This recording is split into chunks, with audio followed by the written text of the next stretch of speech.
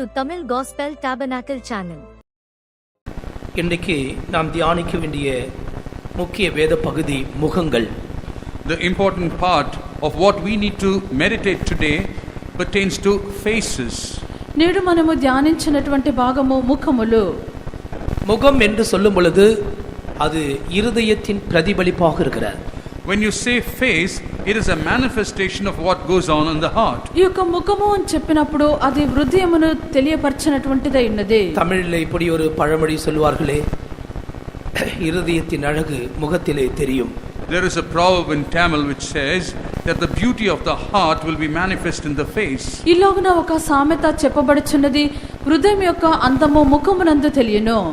ஒரு மனுஷனுடைய முகத்தை வைத்தே அவனுடைய நிலவரங்களில் அவன் எத்தகையாக இருக்கிறான் என்பதை மனிதர்கள் எளிதாக விளங்கிக் கொள்கிறார்கள். People easily understand by looking at the face of a person as to what he is undergoing. ఒక మనుషుని యొక్క ముఖమును చూచే అతడు ఎటువంటి స్థితిలో ఉన్నాడని చెప్పి జనులు గ్రహించుచున్నారు. நம்முடைய தேவன் நம்முடைய முகங்களை பிரகாசிப்பிக்கிற தேவனாக இருக்கிறார். Our God is one who makes our faces to shine. మన యొక్క దేవుడు మన యొక్క ముఖములను ప్రకాశింపజేయు దేవుడు. ஆதியாகமத்தில் இந்த முகத்தை குறித்து 7 காரியங்களை இன்னைக்கு நாம் தியானிக்க போகிறோம். நேரம் நமக்கு எப்படி அனுமதிக்கிறதோ அதுக்கு ஏற்றது போல. According to the time available, we are going to meditate 7 aspects of faces from the book of Genesis. మనకు సమయం ఉండినట్లుగా ఆదికాండమునందు యొక్క 7 కార్యముల గురించి నేర్చుకొనిదము. இந்த 7 ஒவ்வொருடைய முகத்தோடு சம்பந்தப்பட்டது. All these 7 are associated with different people's faces. ఈ యొక్క 7ను 7 యొక్క ముఖములతో చెప్పబడి ఉన్నవి. அதிலிருந்து நாம் படிக்கக்கூடிய சத்தியங்கள் ஏராளம் இருக்கிறது. There are many truths from which we can extract from these things. దీని నుండి మనము నేర్చుకున్నటువంటి సత్యములు అధికమై ఉన్నవి. முதலாவதாக ஆதாமின் முகம். First of all, the face of Adam. మొట్టమొదటిగా ఆదాము యొక్క ముఖము. ஆதியாகமம் 3ஆம் அதிகாரம் 19ஆம் வசனத்தை படிப்போம். Let's turn to Genesis chapter 3 verse 19. ఆదికాండము 3వ అధ్యాయము 19వ వాక్యము. நீ பூமியிலிருந்து எடுக்கப்பட்டபடியால் நீ பூமிக்கு திரும்ப மட்டும் உன் முகத்தின் வேர்வையால் ஆகாரம் புசிப்பாய், நீ மண்ணாய் இருக்கிறாய், மண்ணுக்கு திரும்புவாய் என்றார். In the sweat of thy face shalt thou eat bread till thou return unto the ground, for out of it wast thou taken, for dust thou art, and unto dust shalt thou return. నీవు నేలకు తిరిగి చేరు వరకు నీ ముఖపు చెమట కాచి ఆహారం తిందువు, ఏలయనగా నేల నుండి నీవు തീയപ്പെടുത്തിవి, నీవు మన్నే గనుక తిరిగి మన్నైపోదువని చెప్పెను. നിലത്തു നിന്ന് നിന്നെ എടുത്തിരിക്കുന്നു, അതിൽ തിരികെ ചേരുവോളം മുഖത്തെ വിയർപ്പോടെ നീ ഉപജീവനം കഴിക്കും, നീ പൊടിയാകുന്നു, പൊടിയിൽ തിരികെ ചേരും. இங்கே ஒரு வியர்வு உள்ள ஒரு முகத்தை நாம் பார்க்கிறோம். Here we see about a sweaty face. ఇక్కడ మనము చెమట కలిగిన ముఖమును చూచున్నాము. மனுஷனை கர்த்தர் உண்டாக்கின பொழுது அவனை செம்மையானவனாகவே உண்டாக்கினார். When God created man, he created him upright. దేవుడు మనుషుని కలుగజేసినప్పుడు యథార్థవంతునిగానే కలుగజేసెను. தெய்வத்தை பிரதிபலிக்கக்கூடியதான ஒரு மனுஷனாக அவன் காணப்பட்டான். He was one who could reflect God. దేవుణ్ణి ప్రతిబింబించినటువంటి మనుషునిగానే దేవుడు మనుషుని సృష్టించెను. உண்மையாகவே தேவன் வைத்ததான அந்த இடத்தில் அவன் இருந்திருப்பான் என்றால் அவன் மிகவும் குளிர்ச்சி உள்ள ஒரு இடத்திலேயே அவன் வாழ்ந்திருப்பான். If he had remained in the place which God had kept for him, he would have remained in a very temperate place. నిజముగానే దేవుడు ఉంచినటువంటి స్థలములో అతడు ఉండినట్లయితే మిక్కిలి చల్లని ప్రదేశమునందే అతడు జీవించిండును. எல்லா விருட்சங்களும் நிறைந்த ஒரு தோட்டத்தில் தானே கர்த்தர் அவனை வைத்தார். God had kept him in a garden full of trees. సమస్త వృక్షములు నిండినటువంటి తోటలోనే అతన్ని ప్రభు ఉంచిరి. அவன் பாவம் செய்த பிற்பாடு அந்த பாதுகாப்பு குளிர்ச்சி அவனை விட்டு விலகினது. After he sinned, that protection and that coolness around him departed. అతడు పాపం చేసినప్పుడు దాకు కాపుదల నష్టమైపోయినది, చల్లదనము పోగొట్టుకొని ఉన్నాడు. அவன் நிமித்தம் பூமியும் சாபத்திற்கு உட்பட்டது. Because of him, the entire earth became subject to curse. అతని నిమిత్తము భూమి కూడా శపింపబడెను. 18ஆம் வசனத்தில் அது உனக்கு முள்ளும் குறுக்கும் முளைப்பிக்கும் என்று கர்த்தர் அவனை பார்த்து சொல்லுகிறார். Looking at him, the Lord says in the 18th verse, thorns also and thistles shall it bring forth. 18వ వాక్యమందు అది ముండ్ల తుప్పలను గచ్చ పొదలను నీకు మొలిపించును. இப்பொழுது முள்ளும் குறுக்கும் அதிலே முளைத்ததினாலே அதை மறுபடியுமாக அவன் பண்படுத்தி சீர்படுத்த வேண்டியதாக இருந்தது. Because thorns and thistles grow from the ground, he has to again set it right. దాని యందు ముండ్ల తుప్పలు గచ్చబొదలు ఉన్నవి గనుక అతడు మరలా దాన్ని సేద్యపరిచి సరిచేయుట అవసరమైనది. 19ஆம் வசனத்தில் நீ பூமிக்கு திரும்ப மட்டும் உன் முகத்தின் வேர்வையினால் ஆகாரம் புசிப்பாய். In the 19th verse you read, in the sweat of thy face shalt thou eat bread till thou return unto the ground. 19వ వాక్యమందు నీవు నేలకు తిరిగి చేరు వరకు నీ ముఖపు చెమట కాచి ఆహారము తిందువు. 17ஆம் வசனத்தின் கடைசி பகுதியில் நீ உயிரோடு இருக்கிற நாளெல்லாம் வருத்தத்தோடு அதன் பலனை புசிப்பாய். The last part of 17th verse, in sorrow shalt thou eat of it all the days of thy life. 17వ వాక్యము చివరి భాగమందు ప్రయాసముతోనే నీవు బ్రతుకు దినములన్నీ దాని పంట తిందువు. இப்பொழுது இவன் வியர்வை உள்ள முகமுள்ளவனாக மாறுகிறார். Now he becomes a person with face full of sweat. ఇప్పుడు ఇతడు చెమట గల ముఖము గలవానిగా మారిపోయినాడు. வியர்வை அதிகமாக மனுஷனுக்குள்ளே ஒரு துர்நாற்றம் உண்டாகத்தானே செய்யும். As sweat increases in a person, it sends out a bad smell. చెమట అధికమగుచుండినప్పుడు ఒక దుర్వాసన వీచుచున్నది. எனவேதான் ஆசாரிய வஸ்திரங்களை குறித்து நாம் படிக்கும் பொழுது, And that's the reason when you study about the garments of the priest, కావున యాజకుని యొక్క వస్త్రముల గురించి చదివినప్పుడు அவன் தேவாலயத்தில் நின்று கர்த்தரை சேவிக்கிற நாள் முழுவதும் அவன் விசேஷித்த வஸ்திரங்களை உடுத்திக் கொள்ள வேண்டும். all the days that he serves the Lord in the temple, he has to wear on special garments. అతడు దేవుని యొక్క మందిరము నుండి దేవుని ఆరాధించినటువంటి ఆ సమయమందు అతడు ప్రత్యేకమైన వస్త్రములను ధరించుకొని ఉండవలెను. எசேக்கியேல் 44ஆம் அதிகாரம் 17ஆம் 18ஆம் வசனங்களை படியுங்கள்.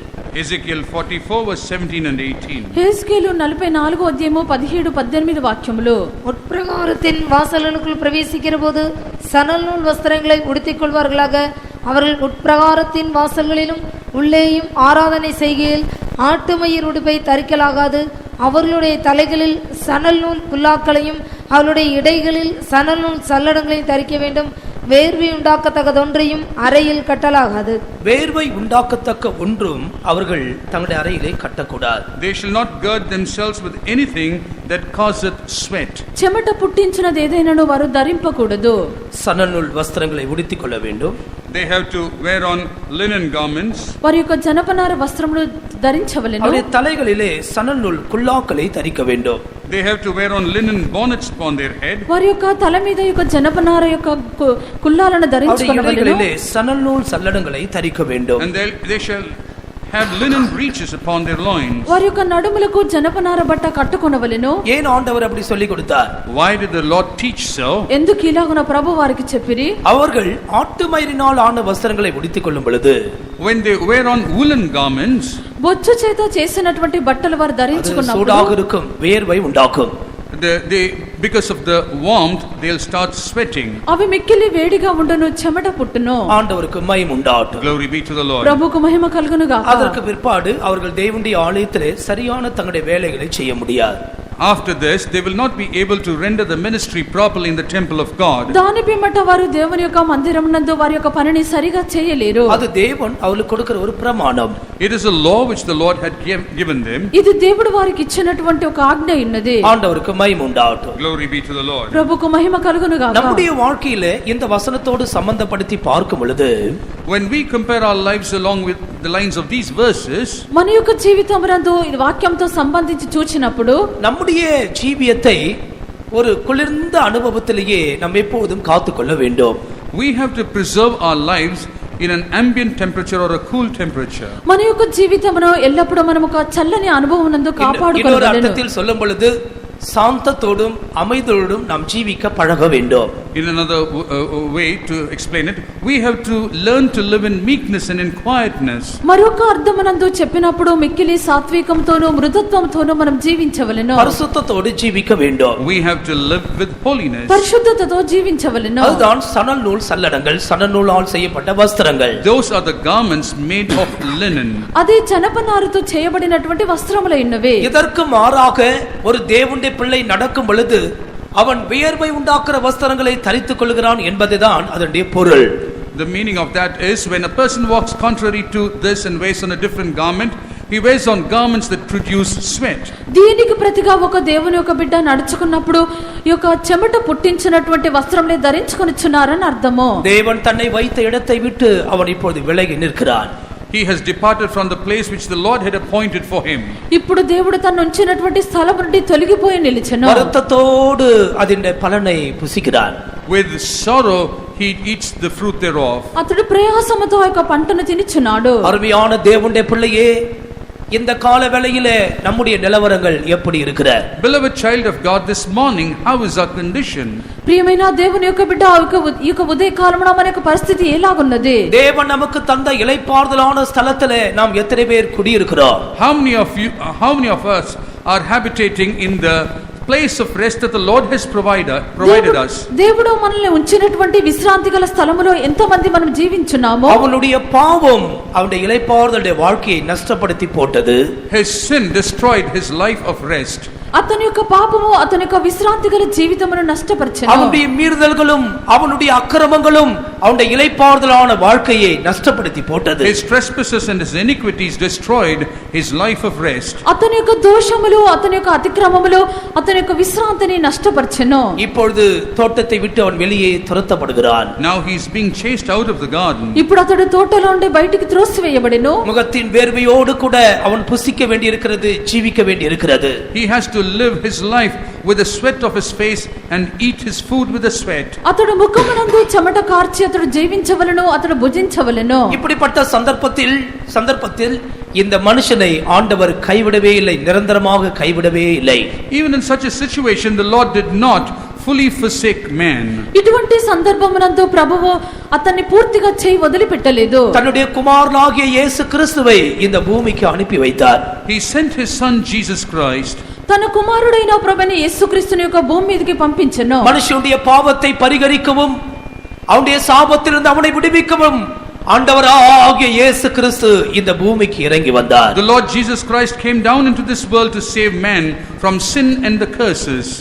మనుషుని యొక్క పాపమును పరిహరించుటకు అతన్ని విడిపించుటకు ప్రభువైన యేసుక్రీస్తు యొక్క భూమి మీదకి వచ్చిరి. கல்வாரி பாடுகளை மனப்பூர்வமாக ஏற்றுக்கொண்டார்.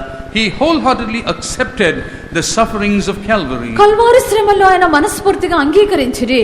அவர் கெத்செமனே தோட்டத்தில் ஜெபிக்கிற சந்தர்ப்பத்தில், In the occasion when he was praying in the garden of Gethsemane, ఆయన గెత్సెమనే తోటలో ప్రార్థించు సందర్భమునందు லூக்கா சுவிசேஷம் 22 அதிகாரம் 44 வசனத்தை படியுங்கள். in Luke 22:44, లూకా సువార్త 22వ అధ్యాయము 44వ వాక్యము. அவர் மிகவும் வியாகுலப்பட்டு அதிக ஊக்கத்தோടെ ஜெபம் பண்ணினார்.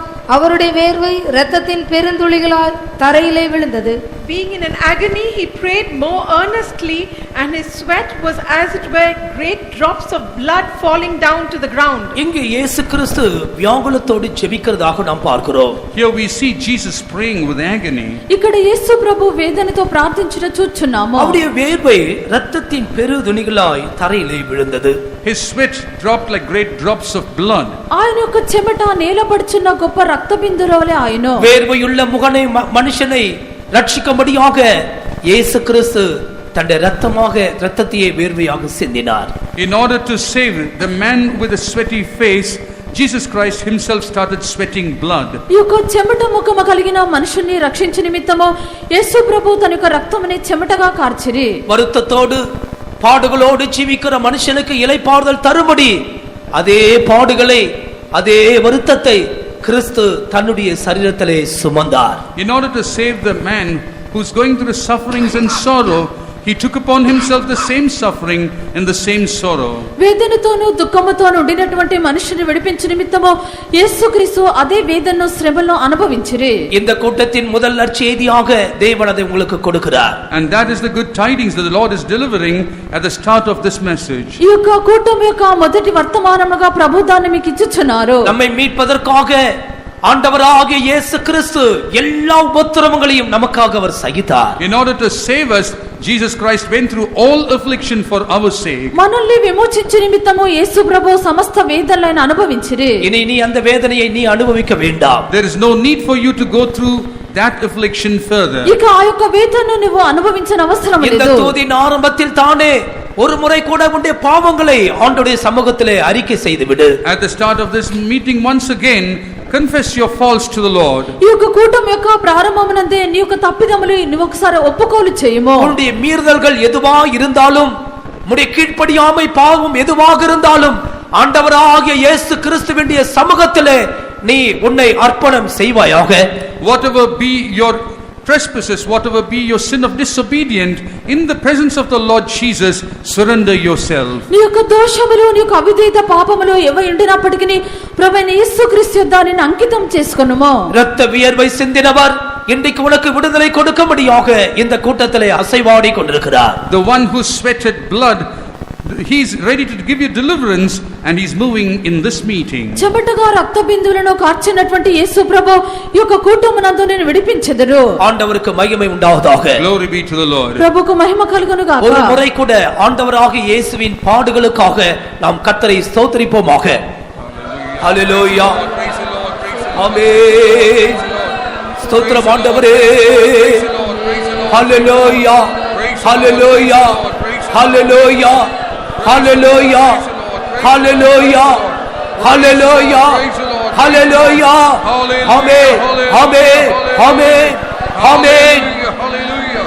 Praise Him. மீறுதலுக்குள்ளே பிரவேசித்து பாவத்துக்கு இடம் கொடுத்து சமாதானத்தை நஷ்டப்படுத்தி வந்திருக்கிற தேவ பிள்ளையே, O child of God, who has given place to trespassers and committed iniquity, and you have lost your peace and come here. నీవు దోషములకు చోటిచ్చి పాపములో ప్రవేశించి సమాధానమును నష్టపరుచుకొని వచ్చిన దేవుని యొక్క బిడ్డ, உன்னுடைய சாபத்தை போக்கக்கூடிய பரிகாரமாக கிறிஸ்து ஜீவிக்கிறார்.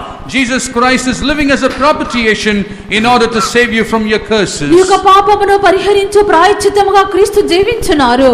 இயேசுவின் இரத்தம் சகல பாவங்களை நீக்கி நம்மை சுத்திகரிக்கும். The blood of Jesus will cleanse us from all sin and sanctify us. యేసుక్రీస్తు యొక్క రక్తము మన యొక్క ప్రతి పాపమును కడిగి శుద్ధి చేయును. இரண்டாவது முகம் காயினின் முகம். The second face is the face of Cain. రెండవ ముఖము కయ్యని యొక్క ముఖమై ఉన్నది. ஆதியாகமம் 4ஆம் அதிகாரம் 5ஆம் 6ஆம் வசனங்கள். Genesis chapter 4 verse 5 and 6. ఆదికాండము 4వ అధ్యాయము 5-6 వాక్యములు. காயினையும் அவன் காணிக்கையும் அவர் அங்கீகரிக்கவில்லை. அப்பொழுது காயினுக்கு மிகவும் எரிச்சல் உண்டாகி அவன் முகநாடி வேறுபட்டது. அப்பொழுது கர்த்தர் காயினை நோக்கி, உனக்கு ஏன் எரிச்சல் உண்டாயிற்று? உன் முகநாடி ஏன் வேறுபட்டது?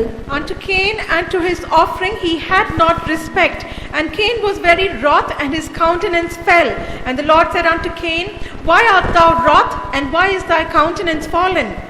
இந்த வசனத்தில் காயினின் முகத்தை குறித்து நாம் பார்க்கிறோம். In this verse we read about the face of Cain or ఈ his యొక్క countenance. వాక్యమందు కయ్యని యొక్క ముఖమును గురించి చదువుచున్నాము. அவனுடைய முக நாடி வேறுபட்டது.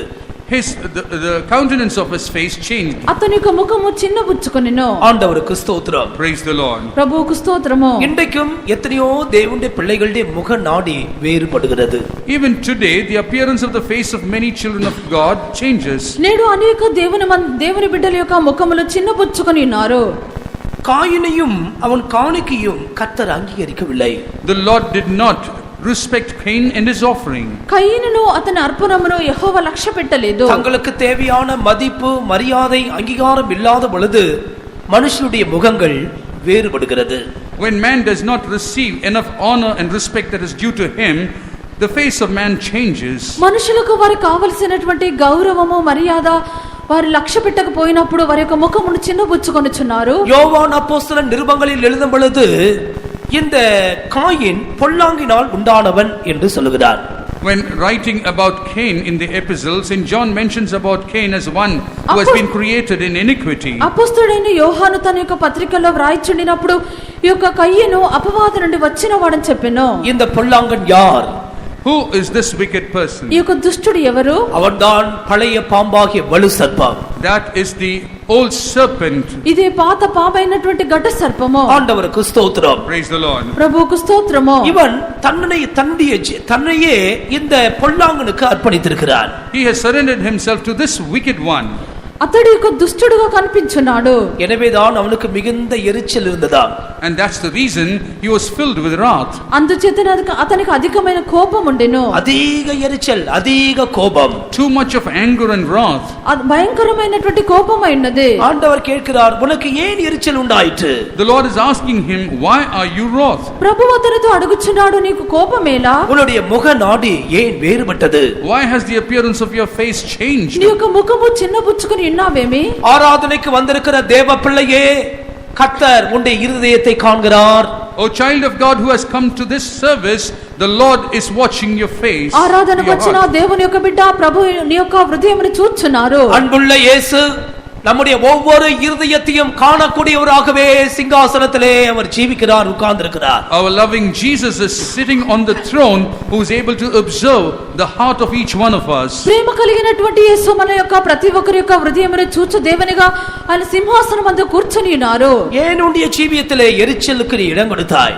Why have you given place to wrath in your life? ఎందుకు నీ యొక్క జీవితమునందు కోపమునకు చోటిచ్చితివి? யோசேப்பின் சகோதரர்கள் யோசேப்பின் மேல் எரிச்சல் உள்ளவர்களாக மாறினார்கள். The brothers of Joseph became angry over Joseph. యోసేపు యొక్క సహోదరులు అతని మీద కోపము గలవారిగా మారిరి. எனவே அவனை கொன்று போடும்படியாக அவர்கள் தீர்மானித்தார்கள். Therefore they decided in order to kill him. అందుచేత అతన్ని చంపవేయాలని చెప్పి తీర్మానం చేసుకొనిరి.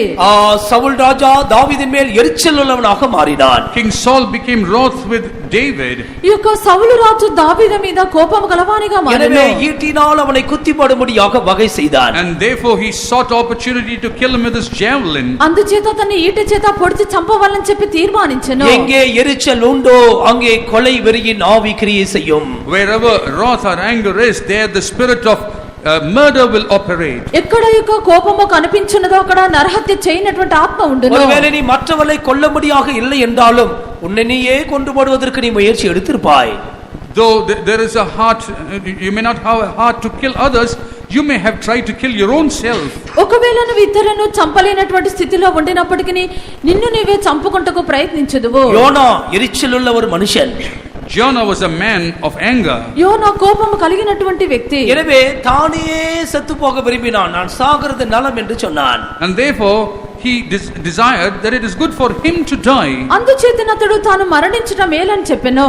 இந்த எரிச்சலே வேண்டாம் என்று சங்கீதக்காரன் சொல்லுகிறான். 37ஆம் சங்கீதம் 8ஆம் வசனத்தை படியுங்கள். In Psalm 37:8 the psalmist says he doesn't want this anger. 37వ కీర్తన 8వ వాక్యమందు ఇక కోపమే వద్దని కీర్తనకర్త చెప్పుచున్నాడు.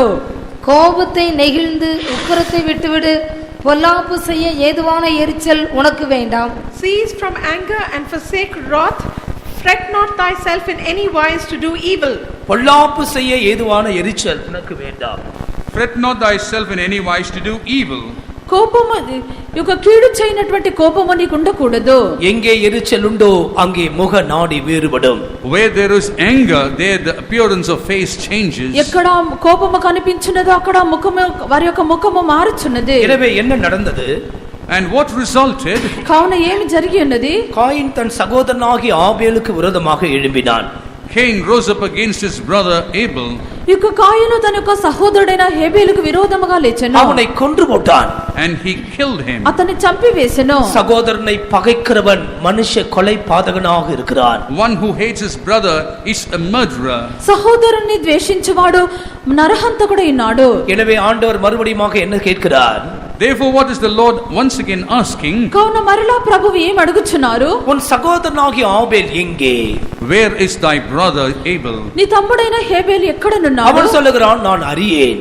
And he says, I don't know. అతడు అనుచున్నాడు, నేను என் ఎరుగను. சகோதரனுக்கு நான் காவலாளியோ என்று கேட்கிறான். Am I my brother's keeper? నా తమ్మునికి నేను కావలివాడనా నన్ను. அவனுடைய முரட்டுத்தனமான பேச்சினாலே அவனும் கூட நஷ்டப்பட்டு போனான். Because of his rebellious talk, he also had to lose.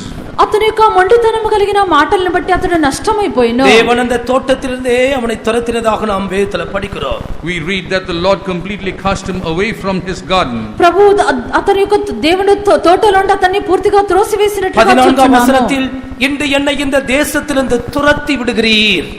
In the 11th verse you read 14. Behold, thou hast driven me out this day from the face of the earth. 14వ వాక్యమందు నేడు ఈ ప్రదేశం నుండి నన్ను వెళ్ళగొట్టిదివి. நான் உமது சமூகத்துக்கு விலகி மறைந்து பூமியில் நிலையற்று அலைகிறவனாக இருப்பேன். And from thy face shall I be hid, and I shall be a fugitive and a vagabond in the earth. నీ సన్నిధికి రాకుండా వెలివేయబడి దిగులు పడచ్చు భూమి మీద దేశదిమ్మరిన యుందును. ஆண்டவருக்கு ஸ்தோத்திரம். Praise be to the Lord. ప్రభువుకు స్తోత్రము. அவன் கர்த்தருடைய சந்நிதியை விட்டு புறப்பட்டான். He departed from the presence of God. అతడు దేవుని సన్నిధానం నుండి బయలుదేరిను. 17ஆம் వచனத்தில் ஒரு பெரிய பட்டணத்தையே கட்டினான்.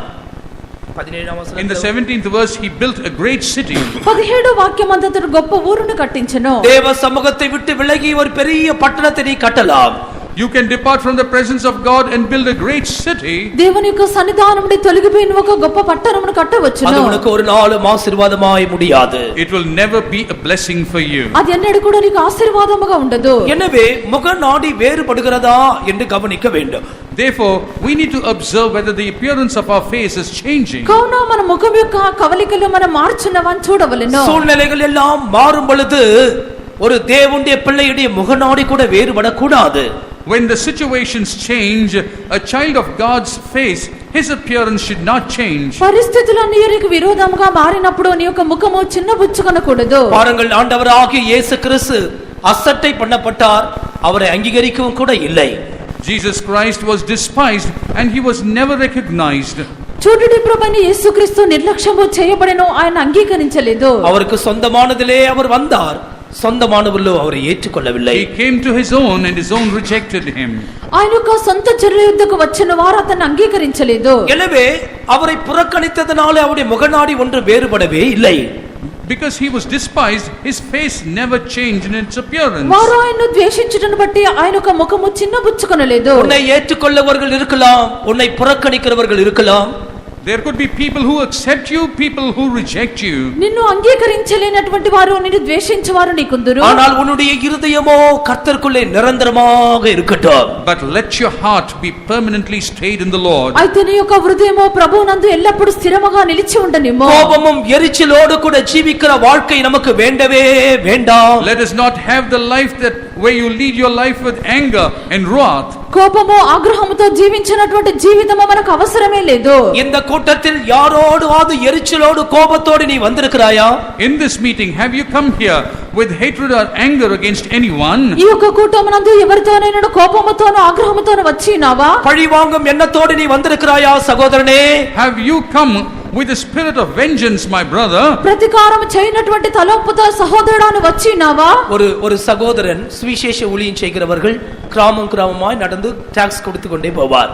A certain brother who used to do gospel work used to walk across villages and distribute tracts. ఈ యొక్క సువార్త పనిని చేయనటువంటి వారు కరపత్రములు పంచుచు గ్రామంలో గుండా వెళ్ళిచుందురు. ஒரு கிராமத்திலே தன்னுடைய ஊழியத்தை முடித்து விட்டு இன்னொரு கிராமத்திற்கு போவதற்காக ரோட்ல வண்டிக்காக காத்திருந்தார்.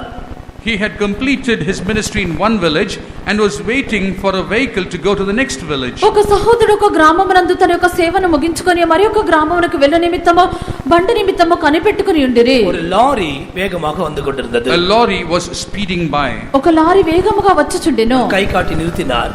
He showed his hand and stopped it. అతడు చెయ్యి ఊపి నిలిపెను. அந்த டிரைவர் இவரை ஏற்றிக்கொண்டார். That driver took him in. ఆ యొక్క డ్రైవర్ ఇతన్ని అంగీకరించెను. இவர் இறங்க வேண்டிய இடம் வந்தது. The place where he had to get down came. ఇతడు దిగవలసిన స్థలము వచ్చెను. ஒரு புதிய ஏற்பாட்டை அவருடைய டிரைவருடைய பாக்கெட்ல அன்பளிப்பாக அவர் வைத்தார். Lovingly as a gift, he inserted a New Testament into the pocket of the driver. అతడు ప్రేమతో ఒక కృత నిబంధనను ఆ యొక్క డ్రైవర్ యొక్క జేబులో పెట్టెను. இந்த டிரைவர் வண்டி ஓட்டி கொண்டு போனார். This driver continued to drive. ఈ యొక్క డ్రైవర్ యొక్క బండి నడిపించుకొని వెళ్ళిరి. என்னதான் அவர் கொடுத்தார் என்று பார்ப்பதற்காக இந்த வேதாகமத்தை திறந்தார். Wanting to know as to what this man had given, he opened this Bible. ఆ యొక్క మనుషుడు ఏమి ఇచ్చినాడో చూచదనని చెప్పి ఒక పరిశుద్ధ గ్రంథం తెరిచెను. அவர் திறந்த வேத பகுதியில் இப்படி எழுதப்பட்டிருந்தது. What he read in the portion that he opened was, అతడు తెరిచినటువంటి వేద పగది యందు ఈ பட்டயத்தை உன் உரையிலே போடு. sheath your sword. ఖడ్గమును నీ ఒరలో వేయుము. பட்டயத்தை எடுக்கிறவன் பட்டயத்தினால் சாவான். He that takes the sword will die of the sword. ఖడ్గమును తీసుకొనివాడు ఖడ్గం చేతనే మరణించును. இந்த வசனத்தை படித்த பொழுது அவருக்கு நடுக்கம் வந்து விட்டது. When he read this verse, he started trembling. ఈ యొక్క వాక్యమును చదివినప్పుడు అతడు వణికి ఉన్నాడు. ஏனென்றால் அவர் ஒரு மனுஷனை கொல்லுவதற்காக தீர்மானித்திருந்தார். Because he had decided in order to murder a man. ఎందుకనగా అతడు ఒక మనుషుని చంపుటకు తీర్మానించెను. அவர் పట్టయத்தோடு தான் இருந்தார். He was with a knife. అతడు ఒక ఖడ్గం ఉంచుకొని இந்த ఉండెను. வசனத்தை படித்த பொழுது அவருக்குள்ள ஒரு பெரிய பயம் உண்டாகிவிட்டது. When he read this verse, there was a great fear in his heart. ఈ యొక్క వాక్యము చదివినప్పుడు అతనికి భయం పుట్టెను. தன்னுடைய முடிவை மாற்றிக் கொண்டார். He changed his decision. తన యొక్క తీర్మానమును మార్చుకొనెను. பிற்காலங்களிலே இந்த சுவிசேஷகனை கண்டு நடந்த சம்பவத்தை அவர் சொன்னார். Later on, he saw this evangelist and told him as to what had happened. తరువాత దినమునందు ఒక సువార్తికుని చూచి ఇలాగున చెప్పెను, பழிவாங்குற எண்ணத்தோடு யாராவது இங்கே வந்திருக்கிறீர்களா?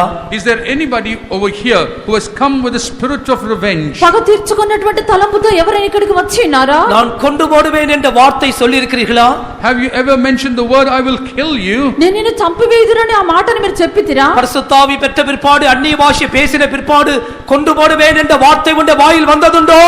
Has any time the word I will kill you came into your mouth after you have been anointed with the Holy Spirit and started speaking in tongues? పరిశుద్ధాత్మను పొందిన పిమ్మట మీరు అన్య భాషలో మాట్లాడిన పిమ్మట నిన్ను చంపివేయుదుననే మాట నీ నోట వచ్చి ఉన్నదా? கொலைகாரர்கள் அத்தனை பேரும் இரண்டாம் மரணமாகிய அக்கினியும் கந்தகமும் எரிகிற கடலிலே பங்கடைவார்கள். All the murderers will partake in the second death, where there is going to be into the lake of burning with fire and brimstone. నరహంతకులందరూ రెండవ మరణమైనటువంటి అగ్నియు గంధకముల యందు వారు పాలు పొందెదరు. நீ அந்த இடத்துல போகாதிருக்கும்படி உன்னை தடுக்கும்படி இந்த சுவிசேஷம் உனக்கு இன்றைக்கு பிரசங்கிக்கப்படுகிறது. In order to prevent you from going over there, this word of God is stopping you from doing that. నీవు ఆ స్థలమునకు వెళ్ళకుండానట్లుగా నిన్ను అడ్డగించు నిమిత్తము నేడు ఒక వర్తమానం నీకు ఇవ్వబడుచున్నది. నీ పట్టయத்தை உன் உரையிலே போடு. Put your sword back into its sheath. నీ యొక్క ఖడ్గమును వరలో ఉంచుము. அவர்களை மன்னிப்பதற்காக தீர்மானம் எடுத்துக்கொள். Take a decision in order to forgive them. వారిని క్షమించుటకు తీర్మానం చేసుకొనుము. நீ விரும்பினால் இன்றைக்கு உன்னுடைய இருதயம் புதிதாக்கப்படும். புதிதாக்கப்படும் உன்னுடைய இருதயம். Let your heart be renewed today. నీవు కోరినట్లయితే నేడు నీ యొక్క హృదయం నూతన పరచబడును. நீ திரும்பி போகும்போது சந்தோஷத்தோடு திரும்பி போவாய். When you return, you will return with joy. నీవు తిరిగి వెళ్ళినప్పుడు సంతోషముతో తిరిగి వెళ్ళెదవు. ஆண்டவருக்கு ஸ்தோத்திரம். Praise be to the Lord. ప్రభువుకు స్తోత్రము. மூன்றாவது முகம் லாபானின் முகம். The third face is the face of Laban. మూడవ ముఖము లాబాను యొక్క ముఖము. ஆதியாகமம் 31ஆம் அதிகாரத்துக்கு வரும் பொழுது, When you turn to Genesis chapter 31, ఆదికాండము 31వ అధ్యాయమునకు వచ్చినప్పుడు 2ஆம் வசனமும் 5ஆம் வசனத்தையும் படியுங்கள். verses 2 and 5. రెండో వాక్యము ఐదో వాక్యము. லாபானின் முகத்தை யாக்கோபு பார்த்தபோது அது நேற்று முந்தைய நாள் இருந்தது போல் இராமல் வேறுபட்டிருக்க கண்டான். அவர்களை நோக்கி, உங்கள் தகப்பனுடைய முகம் நேற்று முந்தைய நாள் இருந்தது போல இருக்கவில்லை என்று எனக்கு தோன்றுகிறது. ஆனாலும் என் தகப்பனுடைய தேவன் என்னோட கூட இருக்கிறார். Jacob beheld the countenance of Laban, and behold, it was not toward him as before, and said unto them, I see your father's countenance, that it's not toward me as before, but the God of my father hath been with me. இங்கே லாபானின் முகத்தை குறித்து பார்க்கிறோம். Here we read about the face of Laban. ఇక్కడ లాబాను యొక్క ముఖమును గురించి చూస్తున్నాము. நேற்றுக்கு முந்தின நாளிலே அவன் நேராய் பார்த்தான்.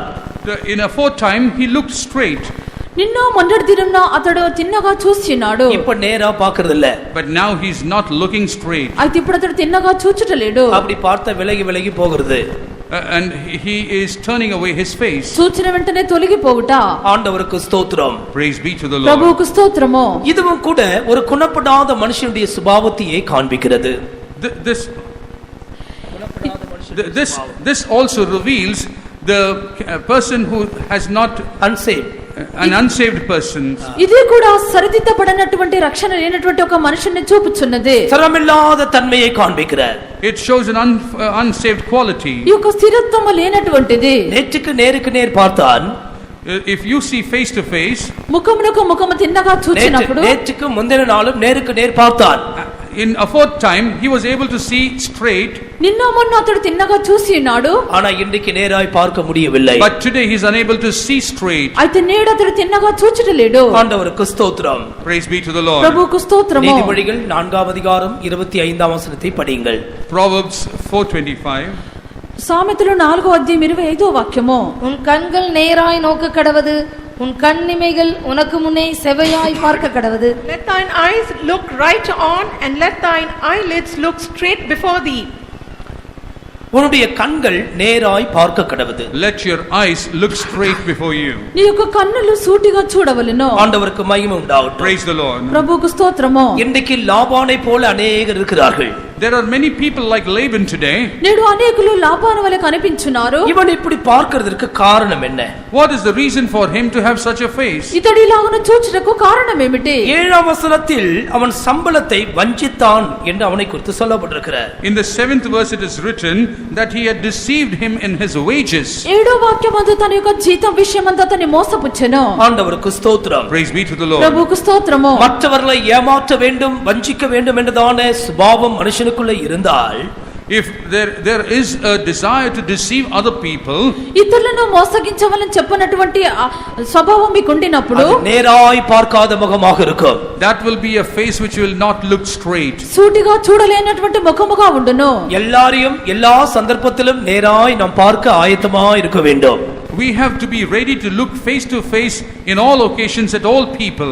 ప్రతి సమయమందును ప్రతి ఒక్కరిని మనం సూటిగా చూసినటువంటి వారిగా ఉండవలెను. பூமியிலேயே நாம் ஒருவர் முகத்தை ஒருவர் நேராய் பார்க்கவில்லை என்றால் பரலோகத்தில் போய் நாம் என்னதான் செய்ய போகிறோம்? On this very earth, if we are unable to see people face to face straight, going to heaven, how will we manage? ఈ యొక్క భూమి మీదనే ఒకరి ముఖంను ఒకరము తిన్నగా చూడలేని స్థితిలో ఉండినప్పుడు పరలోకమునకు వెళ్ళి మనం ఏమి చేయదుమో? சில தன்னுடைய பிள்ளைகளை பார்த்து சொல்வார்கள், என் முகத்திலேயே விழிக்காத போ சொல்வார்கள். Some people will tell their children, don't look at my face at all. కొందరు తమ యొక్క పిల్లల్ని చూసి చెప్పెదరు, నువ్వు నా ముఖమునే చూడకూడదు, పొమ్మని చెప్పుదురు. சிலருக்கு தம் மனைவி பார்த்தாலே பிடிக்காது, நீ போ முகத்தை இந்த பக்கம் காட்டாத போன்னு சொல்வார்கள். Some people will not like their wife and they will say, don't look at my face at all, get away from here. కొందరికి తమ యొక్క భార్య అంటేనే ఇష్టం ఉండదు, నీ ముఖముని ఇక్కడ చూపవద్దు, పొమ్మని చెప్పుదురు. அப்படிதான் சில இன்றைக்கு அநேகர் இருக்கிறார்கள். That is the way many people are today. నేడు అనేకులు ఈ రీతిగానే ఉన్నారు. லாபானே உன் முகம் ஏன் வேறு பக்கம் திரும்பி போகிறது? Laban, why is your face turning aside? Laban ఎందుకు నీ యొక్క ముఖము మరొక ప్రక్కన తిరిగి వెళ్ళిచున్నది? கர்த்தருக்கு மகிமை உண்டாகட்டும். Glory be to the Lord. ప్రభువుకు మహిమ కలుగును గాక. அவர்கள் மேல் இருக்கிறதான அன்பு குறைந்து போய் விட்டது. The love upon them has decreased. అతని మీద ఉండినటువంటి ప్రేమ తగ్గిపోయిను. ஆரம்பத்திலே யாக்கோபை அவன் நேசித்தான். In the beginning Laban loved Jacob. ప్రారంభమందు యాకోబును అతడు ప్రేమించెను. ஆனால் இப்பொழுதோ அந்த அன்பு குறைந்து போய் விட்டது. But now the love has decreased. ఇప్పుడైతే ప్రేమ తగ్గిపోయినది. மற்றவர்கள் சொல்லுகிறதை எல்லாம் இவன் கேட்க ஆரம்பித்தான். He started listening to what other people were telling about him. ఇతరులు చెప్పునవన్నీ అతడు ఆలకించుచున్నాడు. இப்பொழுது அவனுடைய முகம் வேறுபட்டு நிற்கிறது. And now his face has changed. ఇప్పుడైతే అతని యొక్క ముఖము మార్చుకొని ఉన్నాడు. இந்த வேத பகுதியின் மூலமாய் கர்த்தர் சபைக்கு என்ன தூது கொடுக்கிறார்? What is the message that the Lord is delivering through this word of God to ఈ the యొక్క church? వేద వాక్యము ద్వారా ప్రభు సంఘమునకు ఏమి వర్తమానం ఇచ్చుచున్నారు? எந்த சூழ்நிலையும் எல்லா முகத்தையும் காண்பதற்கேற்ற தைரியம் எல்லாருக்கும் இருக்க வேண்டும். All need to have the boldness in order to see everyone's face in all occasions. ప్రతి పరిస్థితిలోనూ ప్రతి వారి యొక్క ముఖమును ధైర్యముగా చూచినట్లుగా ఉండవలెను. ஆண்டவருடைய வருகை மிகவும் சமீபமா இருக்கிறது. The coming of the Lord is very near. ప్రభు యొక్క రాకడ మిక్కిలి సమీపమైనది. கர்த்தருடைய வருகையோ அல்லது நம்முடைய ஓட்டத்தின் முடிவோ, Either the coming of the Lord or the end of our race, ప్రభు యొక్క రాకడ లేక మన యొక్క అంతమై ఉండవచ్చు. எல்லா முகத்தையும் காணக்கூடிய விதத்துல உன்னுடைய ஜீவியத்தை பக்குவப்படுத்திக்கொள். prepare your life in such a way that you are able to look at all faces. అందరి యొక్క ముఖములు చూచినటువంటి స్థితిలో నీ యొక్క హృదయమును పక్వముగా చేసుకొనుము. ஏன் அவருடைய முகத்தை காணக்கூடாதபடி எவ்வளவு காலம் ஒளிந்து ஒளிந்து ஓடுவாய்? How long will you run away hiding your face, unable to see? ఎందుకు వారి యొక్క ముఖమును చూడకుండానట్లుగా నువ్వు ఎన్ని దినములు దాక్కుని వెళ్ళదువు? ஆண்டவருக்கு மகிமை உண்டாகட்டும். Glory be to the Lord. ప్రభువుకు మహిమ కలుగును గాక. ஒரு சூழ்நிலையிலே ஒரு விசுவாசி வீட்டுக்கு போயிருந்தேன். I had gone to a believer's house. ఒకసారి ఒక విశ్వాస గృహమునకు వెళ్ళితిని. அவர் என்னை ஏற்றுக்கொள்ளவில்லை, அங்கீகரிக்கவில்லை. He did not accept me. అతడు నన్ను అంగీకరించలేదు. ஒரு விஷயமாக தான் பாஸ்டர் என்னை அனுப்பியிருந்தார். பாஸ்டர், சீஃப் பாஸ்டர் அனுப்பியிருந்தார். About a certain subject, the chief pastor had sent me over there. ఒక విషయం నిమిత్తమే ప్రధాన పాస్టర్ గారు అక్కడికి నన్ను పంపించిరి. அவர் இந்த லாபானை போல தான் திரும்பி அப்படி பார்த்து உட்கார்ந்திருந்தார். Like Laban, he had turned his face aside and sat down. అతడి యొక్క లాభాను వలన తన యొక్క ముఖమును ఆ ప్రక్క తిప్పుకొని కూర్చొని ఉండెను. நான் ஒன்றும் சொல்லவில்லை. அதாவது எந்த விஷயத்துக்கு போனேனோ அதை சொல்லி முடித்து விட்டு நான் திரும்பி வந்தேன். I did not talk to him anything. For whichever matter I had gone there, I spoke about it and returned. నేను ఏది కూడా మాట్లాడలేదు. ఏ యొక్క విషయమునకు వెళ్ళి ఉన్నానో ఆ విషయముని చెప్పి తిరిగి వచ్చితిని. சில மாதங்கள் கழிந்தது. Some months went by. కొన్ని నెలలు జరిగిపోయెను. நான் ஒரு அடக்க ஆராதனைக்கு போயிருந்தேன். I had gone there for a funeral. నేను ఒక భూస్థాపన ఆరాధనకు వెళ్ళితిని. அவர் நேராக என் முகத்துக்கு முன்பாக வர வேண்டிய ஒரு சந்தர்ப்பம். It was a situation where he had to come straight and see my face. అతడు తిన్నగా నాకు ముఖమునకు సూటిగా వచ్చే సందర్భము நான் சொன்னேன், ஐயா praise the Lord என்று சத்தமாக சொன்னேன். I boldly told, praise the Lord, to the person. నేను చెప్పినాను అయ్యా స్తోత్రం అని చెప్పితిని. அவர் எப்படி திரும்பி போகிறதுக்கு வழி அவருக்கு இல்லாமல் போய்விட்டது. There was no way for him to escape from there. అతడు తిరిగి వెళ్లి తప్పించుకొనటకు మార్గమే లేదు. அவருக்கு ரொம்ப துக்கமாகி விட்டது. He became greatly grieved. ఆయనకు మిక్కిలి దుఃఖము కలిగెను. அவர் வீட்ல போய் சொன்னார். He went to his home and said, అతడు ఇంటికి వెళ్లి చెప్పెను, பாஸ்டர் இப்படி எனக்கு ஸ்தோத்திரம் பண்ணார். Pastor greeted me like this. Pastor గారు ఇలాగన స్తోత్రం చెప్పిరి. ஆண்டவருக்கு மகிமை உண்டாகட்டும். Glory be to the Lord. ప్రభువుకు మహిమ కలుగును గాక. அவர்களுடைய முகம் உனக்கு விலகி இருந்தாலும் நீயோ கிறிஸ்துவை ஏற்றுக்கொண்டவன், கிறிஸ்துவுக்காக ஜீவிக்க வேண்டியவன். நீ உன்னுடைய முகத்தை அவர்களுக்கு மறைக்க வேண்டாம். Though their faces may change or look aside, you have to live for the sake of Christ, and you don't hide your face away. వారు తమ యొక్క ముఖమును మరుగు చేసుకున్నప్పటికీ నీవు క్రీస్తును అంగీకరించినటువంటి వాడవు, క్రీస్తు కొరకు జీవించినటువంటి వ్యక్తివి కనుక నీ యొక్క ముఖమును త్రిప్పుకొనకూడదు. ஒரே வீட்டுக்குள்ளே வசித்துக் கொண்டு ஒருவர் முகத்தை ஒருவர் பார்க்காமல் வாழ்கிற குடும்பங்கள் இருக்கத்தானே செய்கிறது. Aren't there families living in the same house but are unable to see each other's face? ఒకే కుటుంబంలో నివసించుచు ఒకరి ముఖమును ఒకరు చూడకుండా నివసించువారున్నారు. லாபானே ஏன் உனக்கு அப்படி சம்பவித்தது? Laban, why has it happened so to you? Laban ఎందుకు నీ కాలమున సంభవించి ఉన్నది? உனக்குள் இருந்த கிறிஸ்து எங்கே போனார்? Where is the Christ in you? నీలో ఉండిన క్రీస్తు ఎక్కడికి వెళ్ళిపోయిరి? ஏன் வஞ்சிக்கிற ஆவிக்கு இடம் கொடுத்தாய்? Why have you given place to the spirit of deception? ఎందుకు మోసపుచ్చినటువంటి ఆత్మకు చోటు அப்படி ఇచ్చితివి? யாருக்காவது பிரச்சனை இருந்தா கூட்டம் முடிஞ்சு போய் முகத்து பார்த்து பிரைஸ் தி லார்ட் ன்னு சத்தமா சொல்லுங்க. If any of you having such a problem, after the meeting is over, go and see face to face and say praise the Lord. ఎవరికైనా ఇటువంటి సమస్య ఉండినట్లయితే కూటం ముగించబడిన తర్వాత వారి యొద్దకు వెళ్ళి మీరు సూటిగా చూచి స్తోత్రం అని చెప్పుడే. அப்படி செய்யலாமா? Shall we do so? ఇలాగున చేసేదమా? செய்யலாமா? அப்படி இழுக்க வண்டி கொஞ்சம் லேசா பின்னால. எத்தனை பேர் அப்படி இருக்கிறீங்களோ தெரியாது. I don't know as to how many are suffering from this. கண்களை ఎంతమంది மூடுங்கள். ఇలాగున్నారో తెలియదు. கண்களை மூடுங்கள். Let's close our eyes. కన్నులు அந்த మూసుకోండి. ஆவியை அதட்டுங்களே இயேசுவின் Let நாமத்தில். us rebuke that spirit in the Amen. name of ఆత్మను మీరు Jesus. గద్దించండి. பகையின் ஆவியே இயேசுவின் நாமத்தில் உன்னை கடிந்து கொள்ளுகிறேன். I rebuke you in the name of Jesus. పగ తీర్చినటువంటి ఆత్మ యేసు నామములో గద్దించున్నాను. ஒப்புரவாகுங்கள். Be reconciled. సమాధానపడుడి. அன்பாய் பேசுங்கள். Speak lovingly. ప్రేమతో మాట్లాడుడి. அந்த பிசாசை அதட்டுங்கள். Rebuke that devil. ఆ దయ్యమును గద్దించుడి. கிறிஸ்துவின் முகத்தை போல் பாருங்கள். Look at the face of Amen. Jesus. క్రీస్తు యొక్క ముఖమును తేరి చూడుడి. அவள் உனக்கு சத்துருவு அல்ல. He is not an enemy. అతడు నీకు శత్రువు కాదు. அவள் உனக்கு சத்துருவு அல்ல. He is not your enemy. అతడు నీకు శత్రువు కాదు. கிறிஸ்துவாய் பார்ப்பாயாக. Like Jesus, look at him. అతని క్రీస్తుగా ஒரு చూడుము. 3 அல்லேலூயா சத்தமாய் சொல்லுங்கள். ஹல்லேலூயா.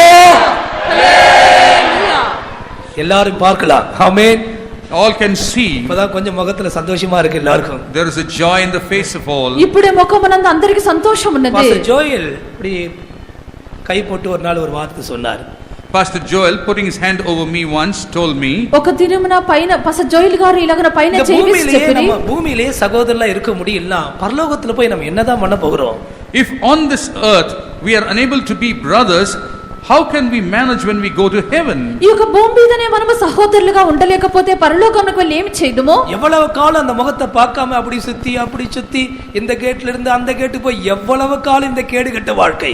How long can you avoid looking at his face, going through this gate or the other gate? How long will this life exist? ఎంత కాలము యొక్క ముఖమును చూడకుండా ఈ గేటు Amen. వైపు ఆ గేటు వైపు తిరుగుచూ ఉండెదరు? தீர்மானத்தோடு போங்கள்.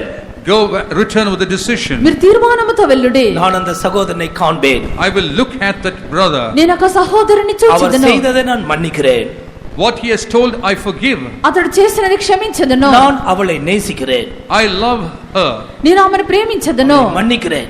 I will forgive. క్షమించున్నాను. கிறிஸ்துவுக்குள்ளாக நான் அவளை மன்னிக்கிறேன். In Christ I will forgive him. క్రీస్తునందు నేను వాని క్షమించున్నాను. ஆண்டவருக்கு மகிமை உண்டாகட்டும். Glory be to the Lord. ప్రభువుకు మహిమ కలుగును గాక. நான்காவது முகம், Fourth face, నాలుగవ ముఖము தாமாரின் முகம். Tamar face of Tamar. తామారు యొక్క ముఖము. 38ஆம் அதிகாரம் 14ஆம் 15ஆம் வசனங்கள். Chapter 38 verse 14 and 15. ஆதியாகமம் 38 14 15. ఆదికాండం 38వ అధ్యాయము 14-15 వాక్యములు. சேலா பெரியவனாகியும் தான் அவனுக்கு மனைவியாக கொடுக்கப்படவில்லை என்று அவள் கண்டபடியால் தன் கைம்பெண்மைக்குரிய வஸ்திரங்களை களைந்து போட்டு முக்காடிட்டு தன்னை மூடிக்கொண்டு திம்னாவுக்கு போகிற வழியில் இருக்கிற நீரூற்றுகளுக்கு முன்பாக உட்கார்ந்தான். யூதா அவளை கண்டு அவள் தன் முகத்தை மூடி இருந்தபடியால் அவள் ஒரு வேசி என்று நினைத்து.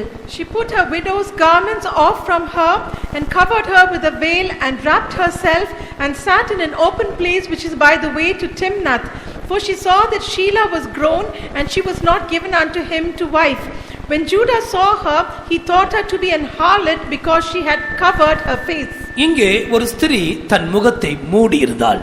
Here, her woman had covered her face. ఇక్కడ ఒక స్త్రీ తన యొక్క ముఖమును కప్పుకొనిను. மூடி இருக்கும் முகம். A face that is covered. కప్పుకొని ఉన్న ముఖము. கர்த்தருக்கு ஸ்தோத்திரம். Praise be to the Lord. ప్రభువుకు స్తోత్రము. எதனால இவள் முகத்தை மூடினாள்? Why did she cover her face? ఎందుచేత ఈమె ముఖమును కప్పుకొనిను?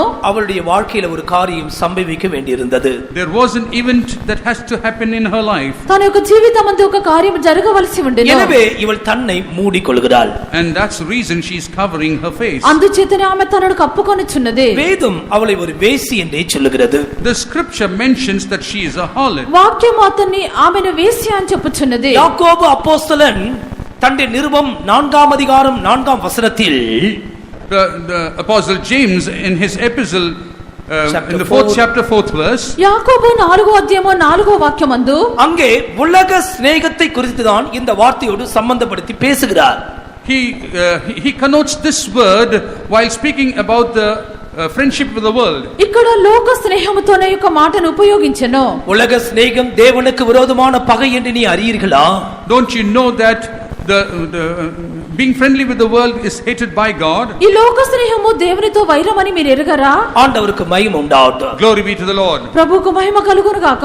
கிறிஸ்தவ ஜீவியத்துக்குள்ளே கடந்து வந்துவிட்டு உலகத்தோடு கூட உலகத்துக்குள்ளே முழுகி போகிற வாழ்க்கை உனக்கு இருக்குமானால் உன்னுடைய முகத்தை நீ மூடிக்கொண்டிருக்கிறாய் என்றுதானே அதன் அர்த்தம். After coming into a Christian life, if you have friendship with the world, isn't it because of that you're covering your face? నీవు క్రైస్తవ జీవితంలోనికి వచ్చిన పిమ్మట కూడా లోకముతోనో లోక స్నేహముతోనో మునిగిపోవచ్చు ఉండినట్లయితే నీ యొక్క ముఖమును కప్పుకొనుచున్నావు. நீ இந்த கிறிஸ்துவை அறிந்த பிற்பாடு உலகத்துக்கு ஒத்த வேஷம் உனக்கு வேண்டவே வேண்டாம். After you have known this Christ, you should never want being conformed to this world. నీవు క్రీస్తును ఎరిగిన తరువాత ఈ లోక వేషమును ధరించుకొనకూడదు. நீ உலகத்துக்கு பின்னாலும் உலக நண்பர்கள் சிற்றின்பங்களுக்கு பின்னாலும் போவாய் என்றால் நீ கிறிஸ்துவுக்கு பகஞ்சனாய் மாறுவாய் என்பதை விளங்கிக்கொள். You need to understand, if you go behind the world and the pleasures of this world and the friends of this world, you will become an enemy to Christ. నీవు లోకము వెంబడి లోక స్నేహితుల వెంబడి నీ వెళ్ళినట్లయితే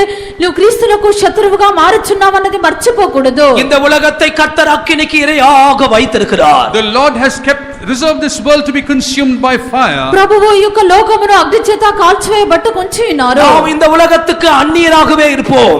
Let us be strangers to this world. ఈ యొక్క లోకమునకు మనం అన్యులుగా జీవించదము. இந்த உலகம் அவர்களுக்கு பாத்திரமா இருக்காது. They were not worthy of this world. ఈ యొక్క లోకం మనకు యోగ్యమైనది కాదు. இந்த உலகம் உன்னை ஒருபோதும் திருப்திப்படுத்தவே படுத்தாது. This world will never satisfy you. ఈ యొక్క లోకము ఎన్నడూ కూడా నిన్ను తృప్తిపరచదు. உன்னுடைய ஆத்துமா கர்த்தருக்குள்ளே தவித்துக்கொண்டே இருக்கட்டும்.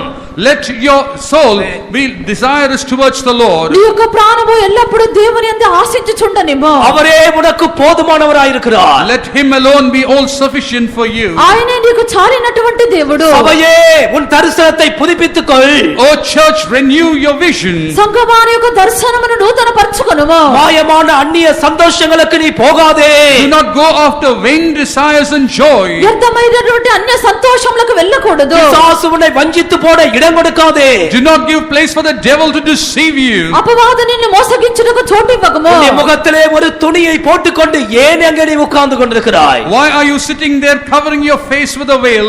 నీ యొక్క ముఖం మీద ఎందుకు నువ్వు గుడ్డ వేసుకొని ఉన్నావు? ஆண்டவருக்கு மகிமை உண்டாகட்டும். Glory be to the Lord. ప్రభువుకు మహిమ కలుగును గాక. அப்படி முகத்தின் மேல் துணியை போட்டுக் கொள்கிறவர்கள் என்ன நினைப்பார்களாம்? Those who cast a veil over their face, what do they think? వారు తమ యొక్క ముఖం మీద ముసుగు వేసుకుని వారు ఏమి చేయుదురు? யோபின் புத்தகம் 24ஆம் அதிகாரம், The book of Job chapter 24. యోబు 24వ అధ్యాయము 15 16 வசனங்கள். verses 15 and 16. 15-16 వాక్యములు. விபச்சாரனுடைய கண் மாலை மயங்குகிற வேலைக்கு காத்திருந்தது. என்னை ஒரு கண்ணும் காண மாட்டாதென்று முகத்தை மூடிக்கொள்கிறான். அவர்கள் பகலில் அடையாளம் பார்த்த வீடுகளை இருட்டிலே கன்னமிடுகிறார்கள். அவர்கள் வெளிச்சத்தை அறியார்கள். The eye also of the adulterer waited for the twilight, saying, No eye shall see me, and disguiseth his face. In the dark they dig through the houses which they had marked for themselves in the daytime, they know not the light. இங்கே மாலை மயங்கும் ஒரு வேலை குறித்து சொல்லப்பட்டிருக்கிறார். Here it is mentioned about the twilight time. ఇక్కడ సంధ్య చీకటిని గురించి చెప్పబడి ఉన్నది. வாழ்க்கையிலே வெளிச்சமில்லாத சந்தர்ப்பங்கள், A situation in your life where there is no light. జీవితమునందు వెలుగు లేనటువంటి సందర్భములు. என்னை ஒரு కన్నం காண்பதில்லை, No eyes will see me. ఏ కన్నైనను నన్ను చూడదనుకొని எனவே முகத்தை மூடிக்கொள்கிறார்கள். And they cover their face. కావున తమకు ముఖమునకు ముసుగు వేసుకొనిచున్నారు. கர்த்தருடைய கண்கள் பூமி எங்கும் உலாவிக் கொண்டே இருக்கிறது. The eyes of the Lord are moving around the entire world. దేవుని యొక్క కన్నులు భూమి అంతటి చుట్టూ తిరిగి చూచున్నవి. அருமையான கர்த்தருடைய பிள்ளையே, சர்வ வல்லவரின் கண்கள் பூமி எங்கும் உலாவிக் கொண்டே இருக்கிறார். O child of God, the eyes of the Almighty is going to and fro around the earth. దేవుని యొక్క బిడ్డ, సర్వశక్తిగల దేవుని యొక్క కన్నులు భూమి అంతా సంచరించున్నవి. அவருடைய கண்களுக்கு எல்லாம் வெளியரங்கமாகும் நிர்வாணமாகவே இருக்கிறார். Everything is open and naked to his eyes. ఆయన ఎదుట సమస్తము బహిరంగముగాను తెరవబడినట్లుగా కనిపించున్నది. அவருடைய கண்கள் அக்கினிமயமான கண்களாய் His இருக்கிறது. eyes are fiery eyes. ఆయన యొక్క కన్నులు అగ్ని జ్వాలల వంటివి. நீ செய்கிற எல்லா அசுத்த தவறுகளும் அவருடைய கண்களுக்கு முன்பாக பகிரங்கமாகவே செய்கிறாய் என்பதை நீ மறந்து போகாதே. Do not forget all those secret things that you are doing right in front of his eyes very openly. నీవు చేయుచున్నటువంటి రహస్యముగా చేయ అపవిత్రమైన ప్రతి కార్యమును దేవుని యొక్క కన్నుల ఎదుటను బహిరంగముగా చేయుచున్నావని మర్చిపోకుము. ஒரு கண்ணம் என்னை காண்பதில்லை என்று சொல்லி தன் முகத்தை மூடிக்கொள்கிறார்கள். They close their face saying that no eyes are looking at me. ఏ కన్నైనను నన్ను చూడదనుకొని తనకు ముఖమునకు ముసుగు వేసుకొందురు. அவர்கள் வெளிச்சத்தை அறியார்கள். They do not know light. వారు వెలుగును చూడనుల్లరు. 17ஆம் வசனத்தை படிக்கும் பொழுது, When you read the 17th verse, 17వ వాక్యము, விடியற் காலமும் அவர்களுக்கு மரண இருளை போல் இருக்கிறது. for the morning is to them even as the shadow of death. ఉదయము వారికి మరణాంధకారముగా ఎంచుదురు. இந்த விடியற் காலம் என்றால் எதை காண்பிக்கிறது? What does morning manifest? ఈ యొక్క ఉదయం అనగా ఏమిటి? நம்முடைய மீட்பராகிய இயேசு கிறிஸ்துவின் வருகை. The coming of our Lord Savior Jesus. మన యొక్క విమోచకుడైన యేసుక్రీస్తు యొక్క రాకడ. நம்முடைய ஆத்தும நேசரின் வருகை. It is the coming of the lover of our soul. మన ప్రాణ ప్రియుని యొక్క రాకడ అయినది. அதர்தான் விடியற் காலம். That is the morning. అదే ఉదయ కాలము. ஆனால் இவர்களுக்கோ அந்த விடியற் காலம் மரண இருளை போல் இருக்கிறது. But then for them this morning is like the shadow of death. అయితే వీరికైతే యొక్క ఉదయ కాలము మరణాంధకారముగా ఉండును. உன்னுடைய முகத்தை மூடிக்கொண்டு என்னை யாரும் பார்க்கவில்லை என்று எவ்வளவு காலம் நீ நடப்பாய்? How long will you walk about closing your face saying that no one is seeing me? ఈ యొక్క ముఖమును కప్పుకొనుచు నన్ను ఎవరు కూడా చూచుటలేరని చెప్పి ఎంత కాలం నడిచెదవు? இன்றைக்கு உனக்கு ரட்சண்ய நாளா இருக்கும். Let this be your day of salvation. నేడే నీకు రక్షణ దినమైనది. இன்றைக்கு உனக்கு அனுக்கிரக காலம். Let this be a day of mercy. నేడే ఇది నీకు అనుకూల సమయము. அந்த இடத்திலிருந்து கண்களை மூடி அவைகளை கர்த்தருக்கு முன்பாக அறிக்கை செய்து விடுவாயாக. Confess all those things, closing your eyes in the presence of the Lord. నీవు కూర్చున్న స్థలములోనే కన్నులు మూసుకొని దేవుని యొద్ద వాటిని ఒప్పుకోలు చేయుము. ஒரு சங்கீதக்காரன் இப்படி பாடுகிறான். A psalmist sings in this way. కీర్తనకర్త ఇలాగన పాడుచున్నాడు. எங்களுடைய அந்தரங்க பாவங்களை உடைய கண்களுக்கு முன்பாய் வெளிச்சத்துக்கு முன்பாய் நிறுத்தினீர் என்று சொல்லுகிறார். He says all our secret sins you have presented before your light. మా యొక్క రహస్య పాపములు నీ యొక్క ముఖ ప్రకాశమునందు నిలుచున్నవే. தெய்வத்தை அறிந்து கொள்ளுங்கள். Get to know the Lord. మీరు దేవుణ్ణి తెలుసుకొనుడి. ஆண்டவர் எல்லாவற்றையும் காண்கிறார் என்பதை மனதிலே நிறுத்திக் கொள்ளுங்கள். Keep it in your mind that the Lord is observing all things. ప్రభు ప్రతి ఒక్కటి చూచున్నాడన్నది నీ యొక్క మనసునందు ఉంచుకోండి. யாரும் காணவில்லை என்று நீ நினைக்காதே.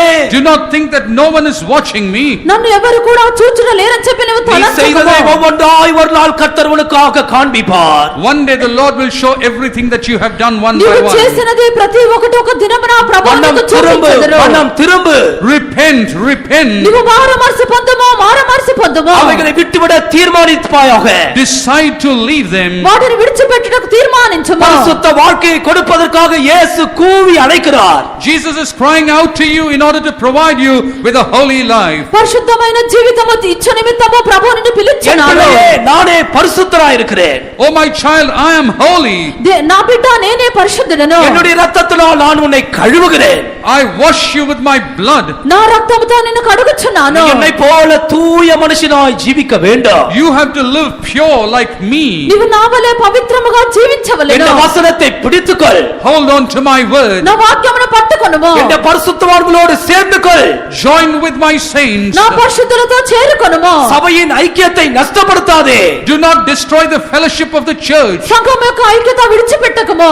கர்த்தருக்கு மகிமை உண்டாகட்டும். Glory be to the Lord. ప్రభువుకు మహిమ కలుగును గాక. முகத்தை மூடிக்கொள்கிறார்கள். They cover their face. ముఖమును కప్పుకొనుచున్నారు. முகத்தை மூடிக்கொள்ளுதல் இன்னொரு அர்த்தத்தையும் காண்பிக்கிறது. There is one more meaning for covering the face. ఈ యొక్క ముఖమును కప్పుకొనుట మరొక అర్థమునిచ్చుచున్నది. முதலாம் ராஜாக்கள் 13ஆம் அதிகாரத்துக்கு வரும்பொழுது When you turn to 1 Kings chapter 13, మొదటి రాజులు 13వ అధ్యాయంలోకి వచ్చినప్పుడు 19ஆம் அதிகாரம் 13ஆம் வசனம் 19th chapter verse 13. 19వ అధ్యాయము 13వ వాక్యము.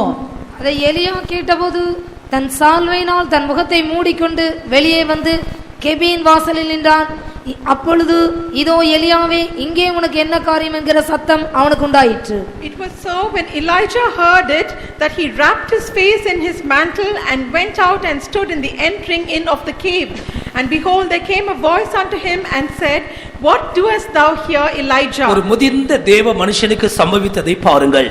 Just observe and see what happened to a very mature man of God. మిక్కిలి అనుభవం కలిగినటువంటి ఒక దైవజనునికి సంభవించినది చూడుడి. எனக்கு ரொம்ப பிடிச்ச ஒரு தீர்க்கதரிசி எலியா, எலிசா, எரேமியா போன்ற தீர்க்கதரிசிகள்.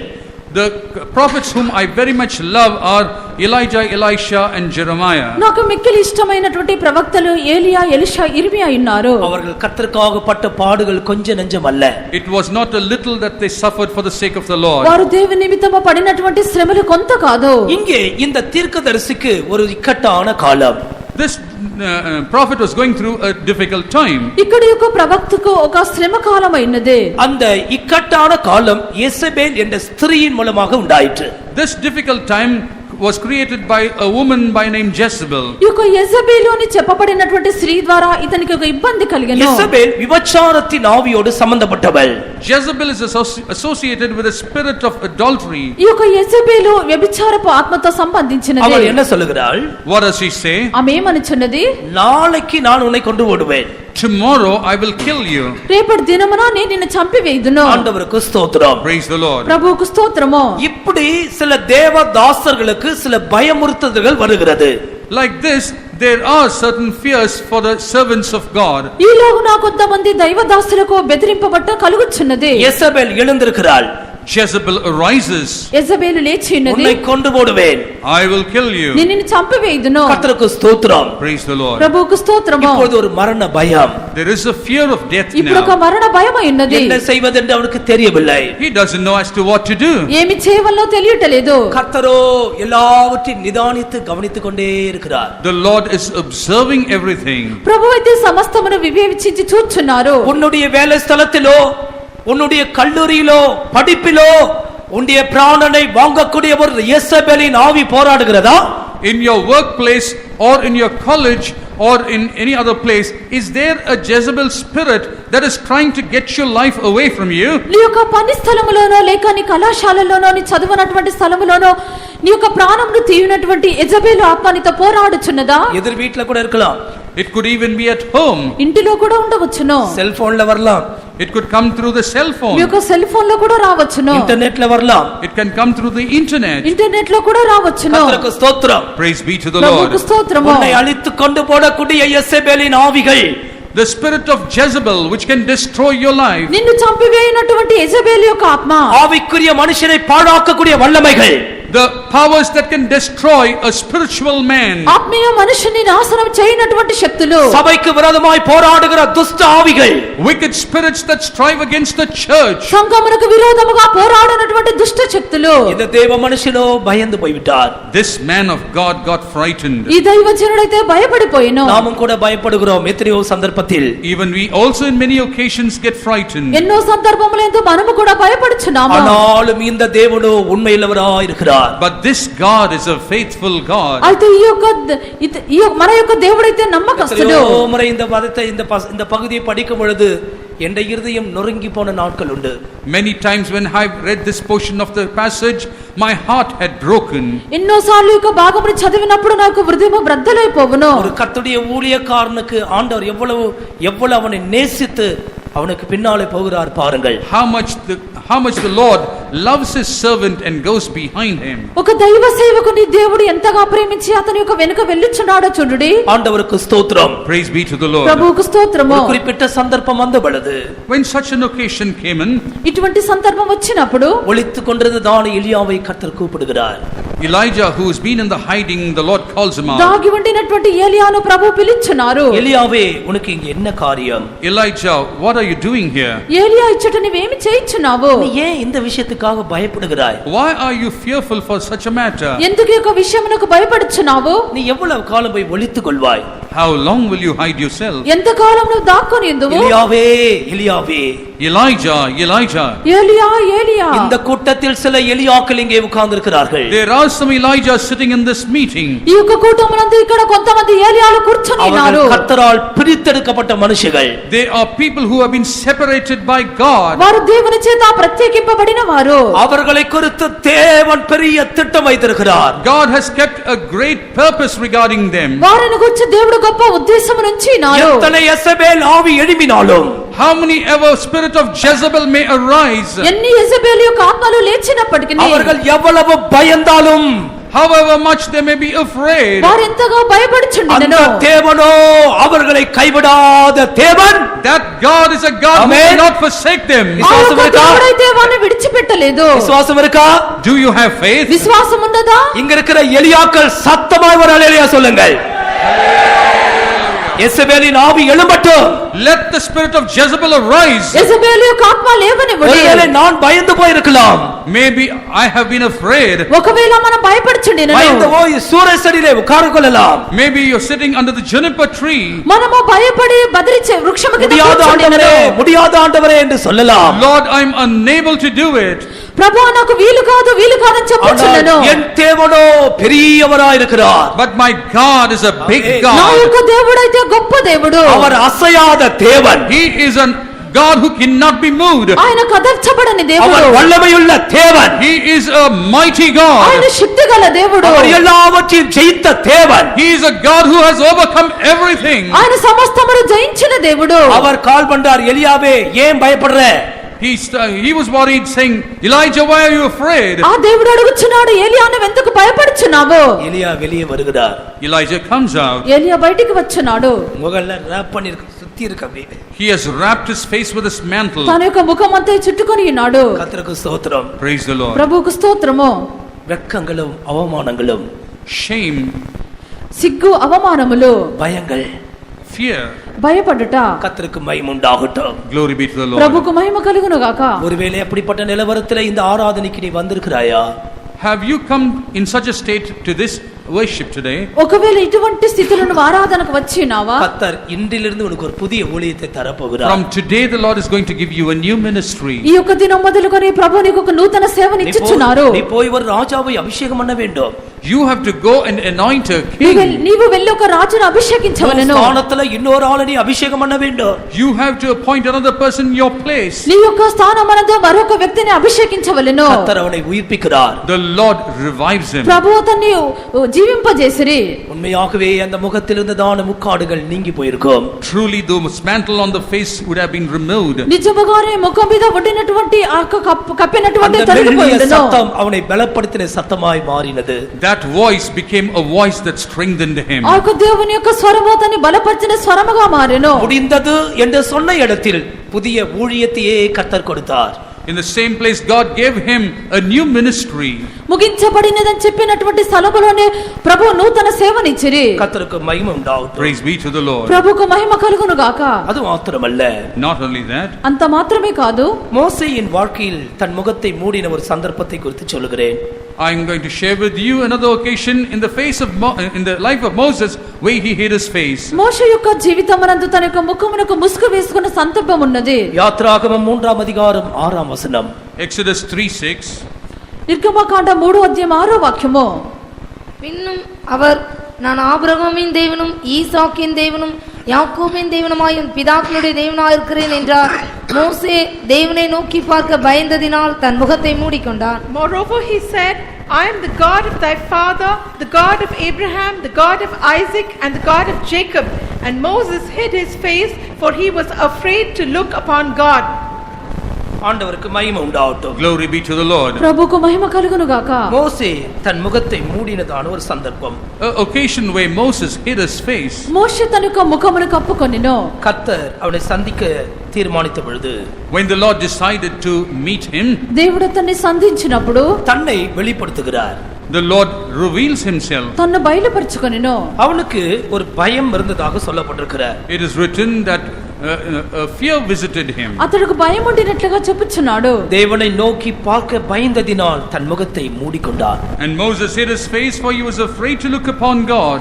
దేవుణ్ణి తేరి చూచుటకు భయపడినందున తన యొక్క ముఖమును కప్పుకొనెను. ஆதாம் தேவனுடைய முகத்தை நோக்கி பார்க்க பயந்ததினாலே தன்னை ஒளித்துக் கொண்டான்.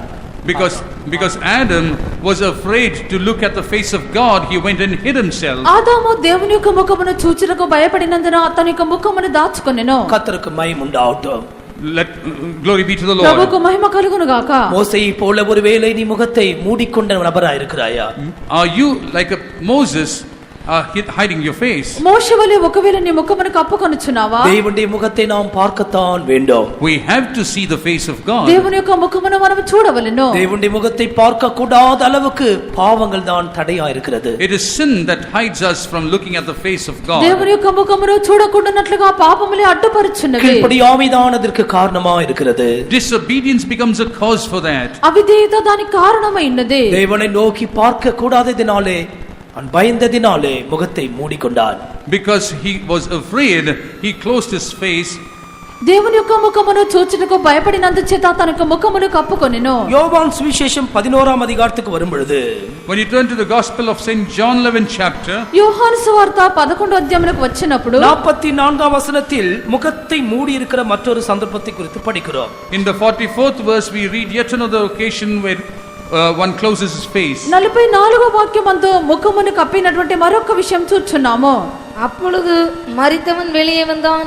அவன் கால்களும் கைகளும் பிரேத சீலைகளினால் கட்டப்பட்டிருந்தது. அவன் முகமும் சீலையால் சுற்றப்பட்டிருந்தது. இயேசு அவர்களை நோக்கி, இவனை கட்டவிழ்த்து விடுங்கள் என்றார். He that was dead came forth, bound hand and foot with grave clothes, and his face was bound about with a napkin.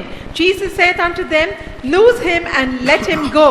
கர்த்தருக்கு மகிமை உண்டாகட்டும். Praise be to the Lord. ప్రభుకు మహిమ కలుగును గాక. இங்க நாம் என்ன பார்க்கிறோம்? What do we read here? ఇక్కడ మనం ఏమి చూస్తున్నాము? லாசருவின் சரீரத்தை குறித்து இங்கு சொல்லப்பட்டிருக்கிற, It's mentioned about the body of Lazarus. ఇక్కడ లాజరు యొక్క శరీరమును గురించి చెప్పబడి ఉన్నది. அவனுடைய கைகளும் கால்களும் சீலையினால் கட்டப்பட்டிருந்தது. His hands and foot were bound with grave clothes. అతని యొక్క కాళ్ళు చేతులు ప్రేత వస్త్రములతో కట్టబడిన. அவனுடைய முகமும் கூட மறைக்கப்பட்டிருந்தது, சீலையினால் மூடி கட்டப்பட்டிருந்த. Even his face was bound with a napkin. అతని యొక్క ముఖమును కూడా రుమాలు కట్టబడి ఉండెను. கர்த்தருக்கு ஸ்தோத்திரம். Praise be to the Lord. ప్రభువుకు స్తోత్రము. இந்த இடத்தில் முகத்தை மூடிக்கொள்ளுதல் என்று சொல்லுகிறது மரணத்தோடு சம்பந்தப்பட்ட விஷயம். In this place, the covering of the face is associated with death. ఈ యొక్క స్థలమునందు యొక్క ముఖమును కప్పుట అన్నది మరణముతో సంబంధించినది. எஸ்தரின் புத்தகத்தில் படிக்கும் பொழுது, When you read the book of Esther, ఎస్తేరు గ్రంథంలో చదివినప్పుడు ஆமானுக்கு இப்படிப்பட்ட ஒரு திகில் உண்டான பொழுது அவன் முகத்தை மூடி போட்டார்கள் என்றே நாம் படிக்கிறோம். when Haman became afraid, we read that his face was covered. హామానుకు ఇటువంటి భయము కలిగినప్పుడు అతని యొక్క ముఖమును కప్పివేసిరి. 7వ அதிகாரம் 8వ వచనం. 7th chapter verse 8. 7వ అధ్యాయం 8వ వాక్యము. ராஜா அரமனை தோட்டத்திலிருந்து திராட்சரசம் பரிமாறப்பட்ட இடத்துக்கு திரும்பி வருகையில் எஸ்தர் உட்கார்ந்த மெத்தையின் மேல் ஆமான் விழுந்து கிடந்தான். அப்பொழுது ராஜா, நான் அரமனையில் இருக்கும்போதே என் கண் முன்னே இவன் ராஜாத்தை பலவந்தம் செய்ய வேண்டும் என்றிருக்கிறானோ என்றான். இந்த வார்த்தை ராஜாவின் வாயிலிருந்து பிறந்தவுடனே ஆமானின் முகத்தை மூடி போட்டார்கள். ஆமானின் முகத்தை மூடி போட்டார்கள். They covered Haman's face. హామాను యొక్క ముఖమునకు ముసుగు వేసిరి. ஏறக்குறைய பாதி உயிர் அங்கே அவனுக்கு போய்விட்டது. Almost half his life was gone there itself. దాదాపు సగము ప్రాణం అక్కడే పోయి ఉన్నది. எனவே முகத்தை மூடுதல் என்று சொல்லுது இந்த வசனத்தின் பிரகாரம் மரணத்தோடு சம்பந்தப்பட்ட விஷயம். Therefore, covering the face in this subject is associated with death. ఈ యొక్క ముఖమునకు ముసుగు వేయటం అనేది ఈ యొక్క వాక్య ప్రకారం మనం చూసినప్పుడు మరణముతో సంబంధించినది. மரித்தவர்களுடைய முகங்கள் மூடப்படுகிறது.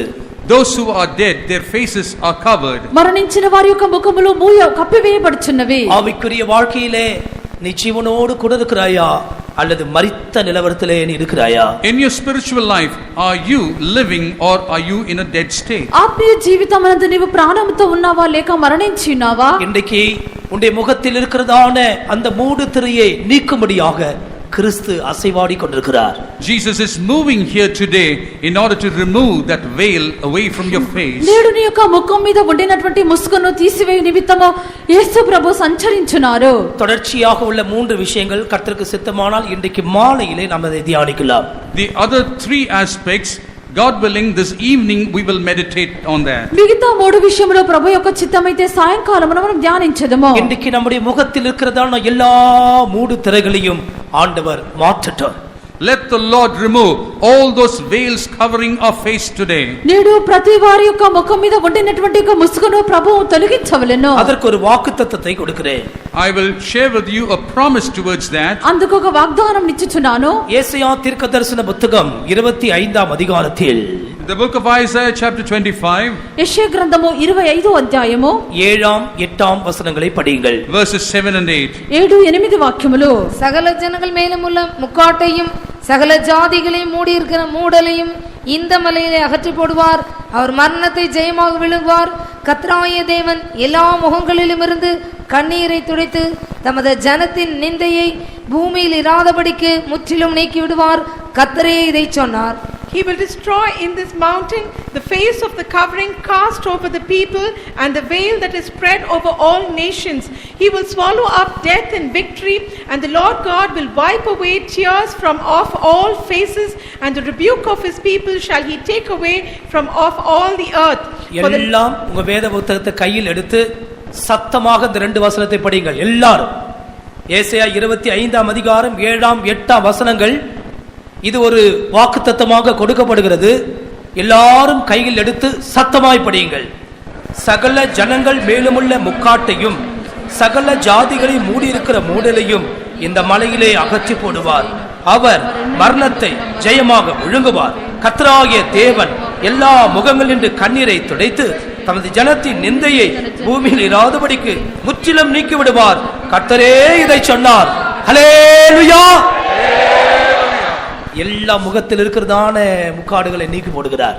The cover over all people will be removed. ప్రతి వారి యొక్క ముఖం మీద ఉండినటువంటి ముసుగును ప్రభు తొలగించున్నారు. அவர் మరణத்தை జయமாக విழுங்குகிறார். He swallows up death in victory. ఆయన మరణమును విజయమందు మృంగివేసిరి. இயேசு சிலுவையிலே மரித்த பொழுது, When Jesus died on the cross, యేసు ప్రభు సిలువలో మరణించినప్పుడు இந்த வாக்குத்தத்தம் அன்றைக்கு நிறைவேறினது. this promise was fulfilled on that ఈ day. యొక్క వాగ్దానం ఆ దినము నెరవేరి ఉన్నది. தேவ பிள்ளையே, உன்னுடைய முகத்தை மூடிக்கொண்டிருக்கிறதான மூடலை கர்த்தர் நீக்கி போடுகிறார். Oh child of God, the veil covering your face, the Lord is removing it. దేవుని యొక్క బిడ్డ నీ యొక్క ముఖమును కప్పుచున్నటువంటి ముసుగును ప్రభు తొలగించున్నారు. இயேசு மரணத்தை ஜெயமாக விழுங்கினார். Jesus swallowed up death in victory. యేసు ప్రభు మరణమును విజయమందు మృంగివేసిరి. எல்லா முகத்தில் இருக்கிற கண்ணீரை துடைக்கிறார். He is wiping away the tears on all faces. ప్రతి వారి యొక్క ముఖం మీద ఉండిన బాష్ప బిందులు తుడిచివేయును. தன்னுடைய ஜனத்தின் மேல் இருக்கிற நிந்தையை அகற்றி போடுகிறார். He is removing the rebuke of all his people. తన జనులకు ఉండినటువంటి నిందను తొలగించున్నారు. கர்த்தரே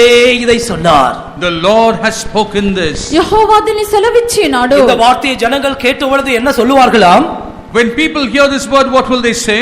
ఈ మాట వినినప్పుడు జనులు ఏమి చెప్పుదురు? அடுத்த வசனத்தை படிக்கும் பொழுது, When you read the next verse, తరువాత వాక్యం இதோ చదివినప్పుడు, இவரே நம்முடைய தேவன், lo, this is our God. ఇదిగో ఇతడే మన దేవుడు, இவருக்காக காத்திருந்தோம், We have waited for him.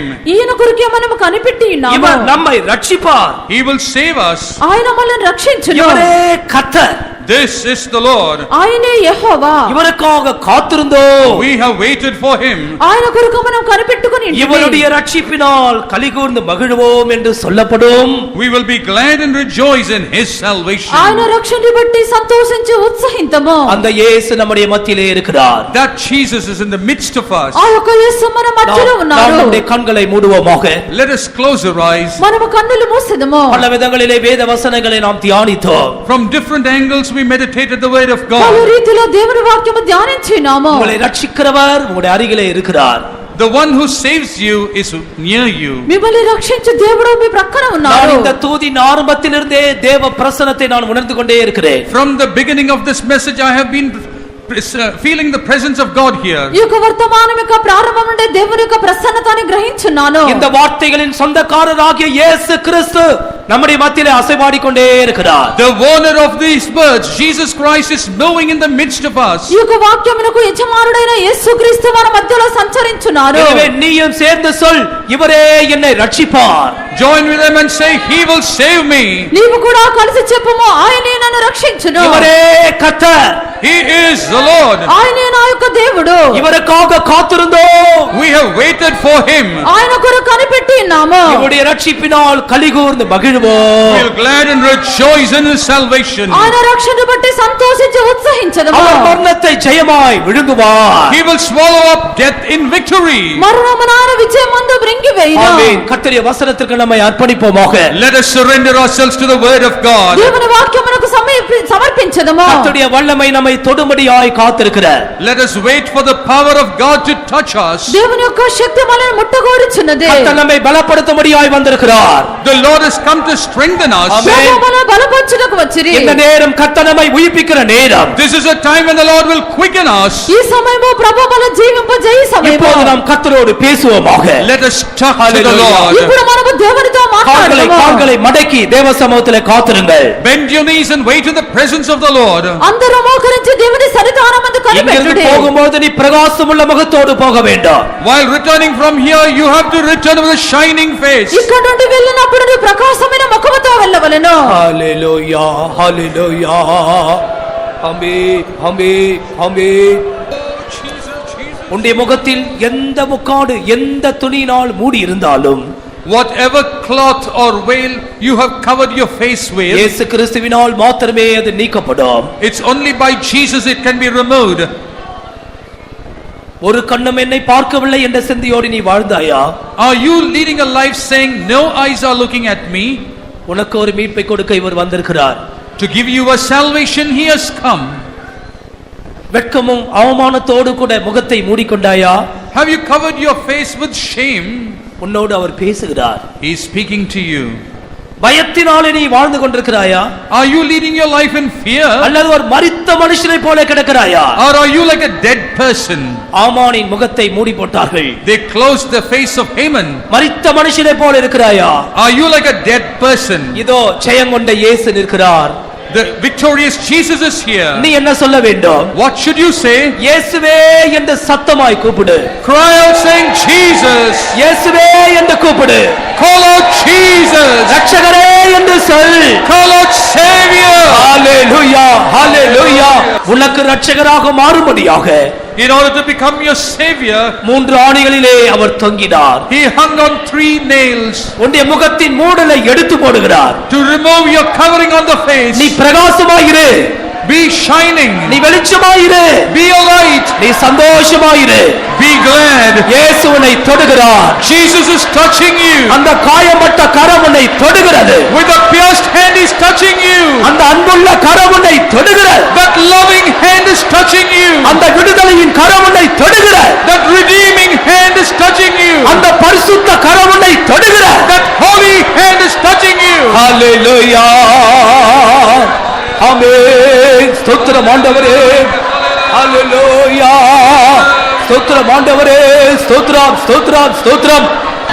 சிலுவையின் காட்சியை கண்டு இந்த வார்த்தைகளை சொல். Looking at the சிலுவையின் காட்சியை மனக்கண்களிலே கொண்டு வா.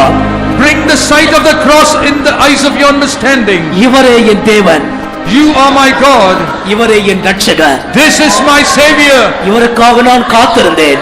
I will wait for him. இவரே என்னை ரட்சிப்பார். He will save me. இவருடைய ரட்சிப்பினால் நான் மகிழ்ந்து களி கூறுகிறேன். Because of his salvation I will rejoice. இவரே என் மீட்பர். He is my shepherd. இவர் 10,000களிலே சிறந்தவர். He is more beautiful than 10,000. இவர் என் ஆத்தும நேசர். He is the beloved of my soul. இவர் வெண்மையும் சிவப்புமானவர். He is fair and lovely. இவர் முற்றிலும் அழகுள்ளவர். He is fair. இவர் என் ஆத்தும நேசர். He is the beloved of my soul. Hallelujah. ஆமென். இந்த தரிசனத்தோடு நீ செல். Return with this vision. உன் முகத்தை மூடி இருந்த முக்காடை நீக்கி போட்டார். Remove the napkin covering your face. உனக்கு பயமும் இல்லை, கலக்கமும் இல்லை. You do not have any confusion of fear. தைரியமாயிரு. Be bold. விசுவாசத்தோடு முன்னேறி செல். Go forward in faith. உயிர்த்தெழுந்த இயேசு நம்மோடு இருக்கிறார். The Redeemer Jesus is with us. கைகளை உயர்த்தி கொஞ்ச நேரம் கர்த்தரை ஸ்தோத்திரிப்போமாக. Praise the Lord. Praise the Lord. Praise the Lord. Praise the Lord. ஆசீர்வதிக்கப்பட்ட இந்த ஆராதனைக்காய் ஸ்தோத்திரிப்போமாக. Praise the Lord. Praise the Lord. Praise the Lord. ஆண்டவர் நம்மை உயிர்ப்பித்ததற்காக ஸ்தோத்திரிப்போம். ஸ்தோத்திரம். செபிப்போம். அன்பான பிதாவே, ஆசீர்வதிக்கப்பட்டதான அந்த கால வேளைக்காக நாங்களுமே துதிக்கிறோங்க தாவே. இந்த பிள்ளைகளாகிய நாங்கள் ஒன்றாய் கூடி உண்மை ஆவியோடும் உண்மையோடும் தொழுது கொள்ள முடியாது. இன்றைக்கு இப்படிப்பட்டதான ஒரு சந்தர்ப்பத்தை ஸ்லாக்கியத்தையும் பாக்கியத்தை கத்தர் எங்களுக்கு தந்தபடினாலும் துதிக்கிறோங்க தாவே. இந்த பிள்ளைகளாகிய எங்களை கத்தர் ஆசீர்வதித்தீராண்டே. ஒவ்வொரு தொட்டபடினால ஸ்தோத்திரங்க தாவே. ஒவ்வொரு உயிர்ப்பித்தபடினால ஸ்தோத்திரங்க தாவே. ஒரு தேவையில்லைங்கத்தை சந்தித்தபடினால நாங்களுமே துதிக்கிறோங்க தாவே. எங்களுக்கு ஸ்தோத்திரம். உடைய வசனத்தின் மூலமாக கத்தர் எங்களோடு பேசினபடினால ஸ்தோத்திரங்க தாவே. எத்தனையோ முகங்களை குறித்து நாங்கள் கேட்டோம் ஆண்டவரே. ஆதாமின் முகம் கத்தாவே, அவன் பாவம் செய்தபடினால கத்தாவே ஆண்டவரே அந்த குளிர்ச்சியான இடத்தை விட்டு அவன் தள்ளப்பட்டான் ஆண்டவரே. ஆகியனால் அவனுடைய முகத்தின் வேர்வையினால சாப்பிட வேண்டியதாக இருந்தது கத்தாவே. ஆண்டவரே நீர் எங்களுடைய பாவங்களுக்காக கத்தாவே நீர் உம்முடைய ரத்தத்தை கத்தாவே வேர்வை ரத்தமாக கத்தாவே சிந்தி நீரே கத்தாவே. ஆண்டவரே நீர் எங்களுக்காக எவ்வளோ பாடுகளை சகித்து கத்தாவே நீர் எங்களை கத்தாவுடைய பிள்ளையாக மாற்றி இருக்கிறபடினால நாங்கள் நன்றியோடுமே துதிக்கிறோங்க தாவே. ஸ்தோத்திரம். இந்த காயினுடைய முகம் அவன் தன்னுடைய சகோதரனை கொலை செய்ததுனால அவனுடைய முகம் வேறுபட்டு காணப்பட்டது கத்தாவே. மனுஷ கத்தாவே இப்ப மனுஷனை பயக்கிறவன் கத்தாவே தேவனுக்கு விரோதமான கத்தா பயந்தன கொலைபாதகனா இருக்கிறான் அன்று. அப்படிப்பட்டதான மனுஷன் கத்தா மற்ற மனுஷரை நாங்கள் பகைக்க வேண்டாம்.